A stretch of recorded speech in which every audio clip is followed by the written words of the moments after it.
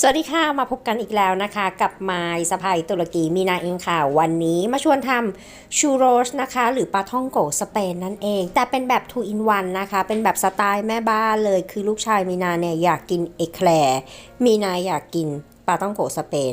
สูตรนี้เลยออกมาเป็นแบบนี้ค่ะแป้งเดียวทำได้2แบบเลยแต่ว่าในคลิปนี้นะคะมีนาชวนทำปลาท่องโกสเปนนะคะทำได้ง่ายๆใครจะอบใครจะทอดก็แล้วแต่สะดวกเลยค่ะ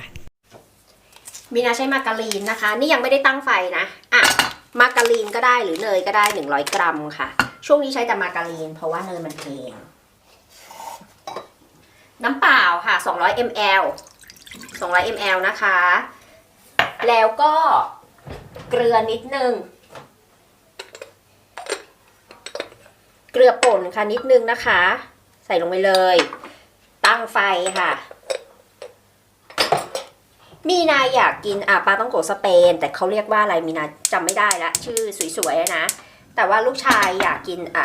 ยาวๆเขาเรียกว่าเอแคลร์หรือชูครีมเดี๋ยวเราตั้งนะคะให้เขาละลายใส่น้ำตาลทรายลงไปหน่อยค่ะครึ่งช้อนโต๊ะเดือดนะคะก็วานิลาผงเนี่ยค่ะใส่ลงไปเลยใส่วานิลาน้ำลงไปก็ได้นะคะไม่มีปัญหาแค่นี้เอง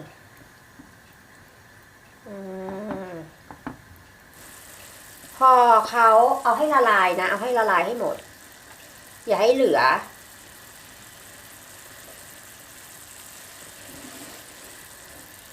ไฟนะคะมีนาใช้ไฟกลางมีนาชอบใช้ไฟกลางเสร็จแล้วเราจะใส่แป้งค่ะเดี๋ยวเอาให้ละลายก่อนแป้งสาลีอเนกประสงค์ค่ะมีนาใส่ไป1 ถ้วยตวงหรือ125 กรัมหม้อเล็กกระทะมันเล็กกวนค่ะกวนจนแป้งเขาสุกนั่นแหละค่ะสุกทั้งหมดนั่นแหละค่ะ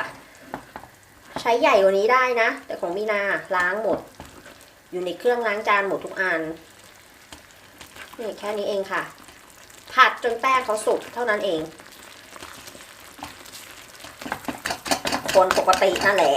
แต่ว่าเผอิญกระทะมีนามันเล็กหม้อมีนาหมดแป้งเนี่ยนะคะใส่ได้ถึงมา125 กรัมใช่ไหมใส่ได้ถึง135 กรัมนะเพราะว่าบางคนอย่างเงี้ยอาจจะคิดว่ามันไปหรือเปล่าอะไรอย่างเงี้ยนะคิดว่ามันไปแต่ช่างมันเถอะได้อยู่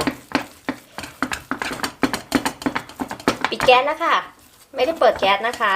เดี๋ยวรอให้เขาเย็นทิ้งไว้ให้เย็นวันนี้มีนาใช้เครื่องนี้นะคะเนี่ยพอเขาเย็นแล้วเราก็ใส่อ่างลงไปเลยค่ะใครจะใช้ตะกร้อมือก็ได้ไม่มีปัญหายังไม่เย็นเท่าไหร่อย่าไปใส่ไข่ตอนร้อนๆนะเดี๋ยวไข่มันสุกเห็นไหมยังไม่เย็นเท่าไหร่เลยพอแป้งเขาอุ่นๆนะคะเราก็ตอกไข่ไปทีละฟองค่ะตอกไปแบบนี้1ละเสร็จแล้วเราก็ตีค่ะตีทีละฟองตีจนเนื้อเข้ากันนะคะแบบนี้แบบนี้เสร็จแล้วเราก็ใส่ไข่อีกฟองที่2มีนาอาจจะใส่แค่3หรือ3มีนาขอดูเนื้อก่อน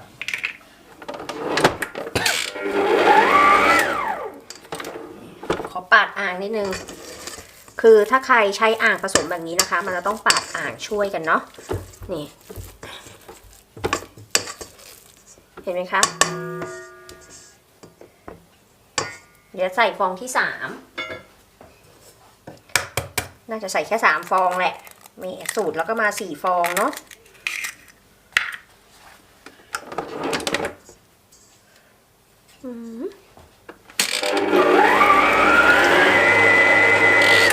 สรุปนะคะใส่ไข่แค่3 ฟองค่ะ3 ฟองก็ได้แล้วเนื้อเนี่ยเนื้อเขาจะเป็นแบบนี้ค่ะเนี่ยใส่ไข่แค่3 ฟองนะคะได้เรียบร้อยใครอยากได้เนื้อในแบบว่ามีความหวานมีความแบบเขาเรียกว่าอะไรหวานเค็มอะค่ะก็ใส่น้ำตาลใส่เกลือเพิ่มนะแต่ตัวนี้มีนาจะทำเป็น2 แบบ1ปลาต้องโกสเปนที่มีนาจะทำให้ทุกคนดูเดี๋ยวนี้ซึ่งมีนาอยากกินและมีนาจะกินกับกาแฟดำ2คือจะบีบเป็นเอแคลร์หรือชูครีมให้ลูกชายด้วยค่ะแค่นี้เองเสร็จแล้วง่ายจะตาย เสร็จแล้วนะคะเราก็จะใส่ถุงบีบเลยนี่ไงถุ ถุงบีบครีมหรือ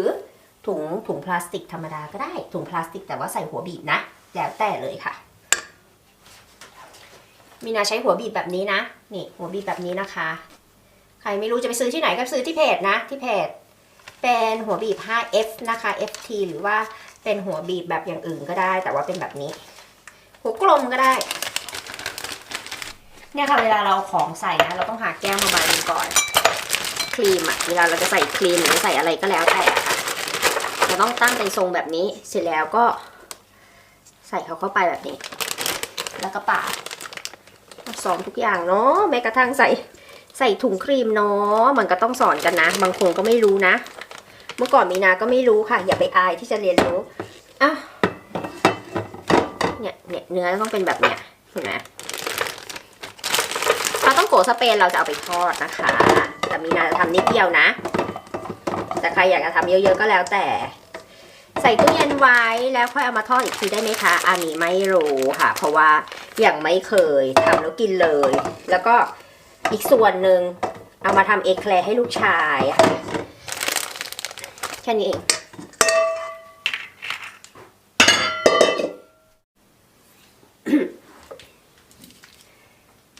เราก็จะบีบค่ะบีบยาวๆนะคะในกระดาษไขเพราะว่าเดี๋ยวเราจะตัดกระดาษไขนะบอกเลยก่อนอื่นกันลื่น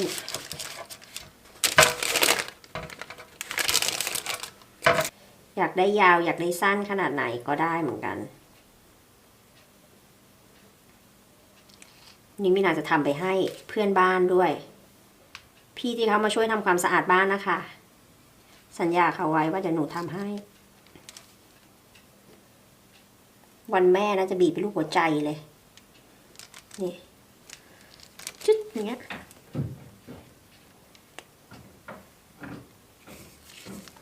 ใครจะอบนะคะจะอบเอาไปอบที่ไฟ180องศานะคะไฟบนล่างไม่เปิดพัดลมประมาณ40-45นาทีของพันนี้มันต้องดูเองมีนาก็ดูสีเอาเหมือนกัน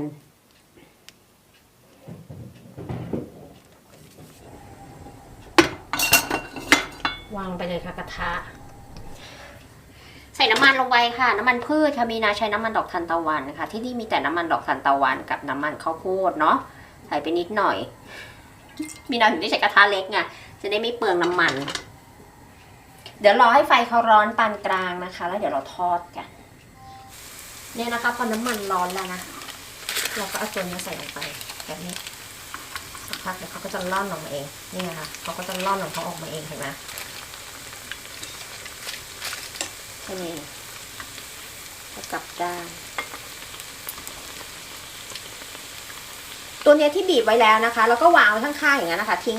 รอไว้ที่อุณหภูมิห้องตัวนี้เห็นไหมนี่นะก็ทิ้งเอาไว้อย่างนี้ค่ะที่อุณหภูมิห้องไม่มีปัญหาอะไรสักอย่างแค่นั้นเองนี่ค่ะทอดให้เขาเหลืองเลยค่ะเหลืองแล้วค่อยเอาขึ้นเหลืองเลย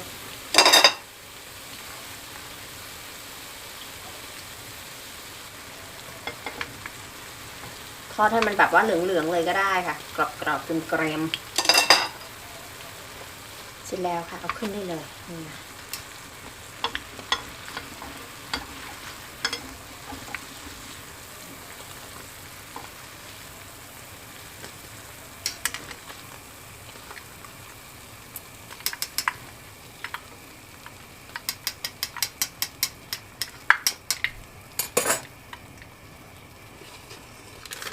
แบบกลมๆก็มี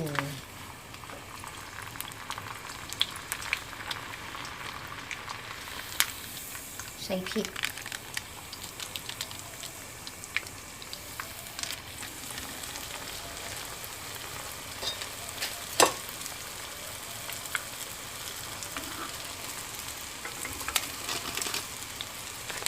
ทำไปเถอะอยากทำไส้อะไรอยากทำรูปแบบไหนทำไปเลยค่ะไม่ต้องกลัวค่ะผิดคือครูเป็นไงวันนี้มาแบบครูสุดๆนี่ มินาจะบอกว่าเราปรับเปลี่ยนได้อย่างตรงกลางเนี่ยเราใส่เป็นไส้ทูน่าสเปรดก็ได้ค่ะเขาเรียกสเปรดด้วยป่ะไส้ทูน่าก็ได้ค่ะบอกเลยว่าคือมันปรับกันได้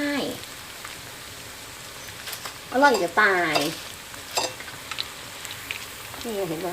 ออกมาดูงามเห็นปะทำหลอกลูกเนี่ยถนัดน้ำตาลทรายนะคะใช้เป็นน้ำตาลทรายเบเกอรี่นะมันจะติดนานกว่าแล้วก็ผงชินนามอนค่ะแค่นั้นเองใครไม่มีก็ใช้น้ำตาลทรายบ้านๆแบบมีนาก็ได้ผงชินนามอนใส่ไปกระซวกใส่ไปซะเยอะเฉียวเดียวเนี่ยค่ะใช้มือขยุยเอาใส่เยอะไปหน่อยเอาไปข้างๆแล้วนะแค่นี้เองค่ะแล้วก็เอาอีกตัวพวกเนี้ย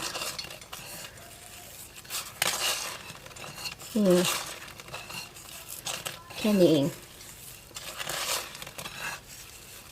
ถ้าเป็นน้ำตาลทรายเบเกอรี่นะคะเขาจะติดนานกว่านี้จะติดแบบติดดีกว่านี้อ่ะมันไม่เหมือนกับน้ำตาลทรายแบบน้ำตาลทรายที่เราไว้ใช้ทำกับข้าวอ่ะบอกเลย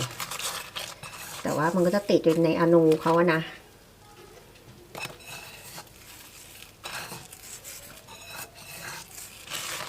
มันมีนาใช้นิดเดียวใช่ไหมมีนาไม่อยากให้มันเหลือกลัวน้ำตาลมันเหลือแล้วเสียดายลูกชายไม่กินไงชินนามอนเนี่ยค่ะเสร็จเดียว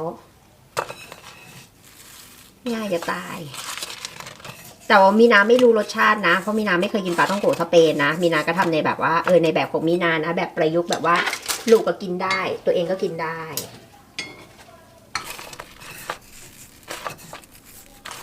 เสร็จแล้วค่ะเนี่ยค่ะผมจะฟีบไปหน่อยแต่ว่าก็อร่อยนะตัวเห็นไหมให้เลย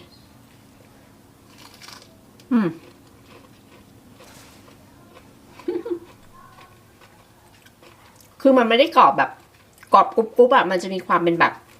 เอกลาแต่เอกแคลร์ซุปครีมข้างในเห็นไหม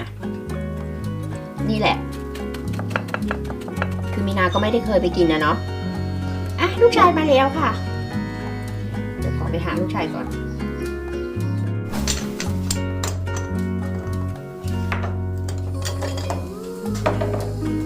ตอนแรกว่าจะดื่มกาแฟค่ะแต่อากาศแบบนี้ไม่ได้แล้วเป็นชาดอกทับทิมละกันค่ะเป็นปลายดอกทับทิมเนาะมีนาได้ดูสีนะ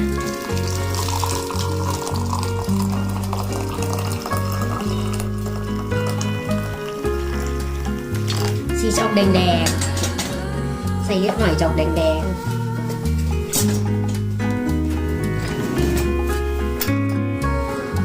หลายท่านถามว่ามีนาดื่มชาอะไรนะคะวันนี้ดื่มชาดอกทับทิมนะคะมันจะเป็นปลายดอกนี่แหละค่ะปลายดอกทับทิม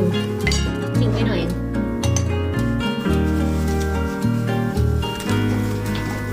เสร็จแล้วค่ะฝากกดไลค์กดแชร์แล้วก็ติดตามให้ด้วยนะคะแล้วพบกันคลิปหน้าค่ะสวัสดีค่ะมีนาลืมไปค่ะมีนาจะกินคู่กับครีมค่ะมันเป็นครีมพุดดิ้งค่ะวานิลา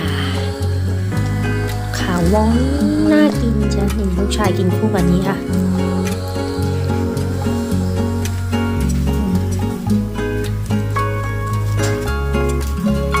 จริงๆอย่างนี้ถึงจะจุใจอย่างนี้ถึงจะจุใจค่ะกินคู่กับพุดดิ้งนะคะพุดดิ้งครีมวานิลาครีมพุดดิ้งวานิลาแหละ